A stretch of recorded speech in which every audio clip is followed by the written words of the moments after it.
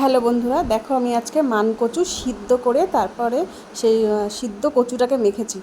নুন, সর্ষের তেল আর আমি শুকনো লঙ্কা আর কালো সর্ষে দিয়ে এটাকে মেখেছি, শুকনো লঙ্কা ভেজে। আপনারা শুকনো লঙ্কা যারা খেতে না পারেন তারা কাঁচা লঙ্কা দিয়েও মাখতে পারেন, কিন্তু কাঁচা লঙ্কা দিয়ে তো স্বাদ হয় না, শুকনো লঙ্কা দিয়ে মাখলে খুব ভালো স্বাদ হয়। আর আপনারা এটাতে কাঁচা কালো সর্ষে বেটে এর সঙ্গে মাখবেন, দেখবেন খুব ভালো লাগে।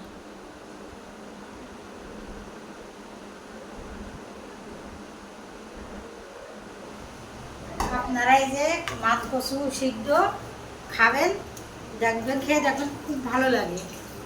কাটা গরম গরম ভাতে এইভাবে আপনারা খাবেন। Heavy heavy. তারপর গেছিলাম বাজারে, বাজার থেকে একটু মাছের ডিম, বেলে মাছ আর পার্শে মাছ নিয়ে এসেছি। আমি এই বেলে মাছটাকে কলাই পাতায় ভাজবো।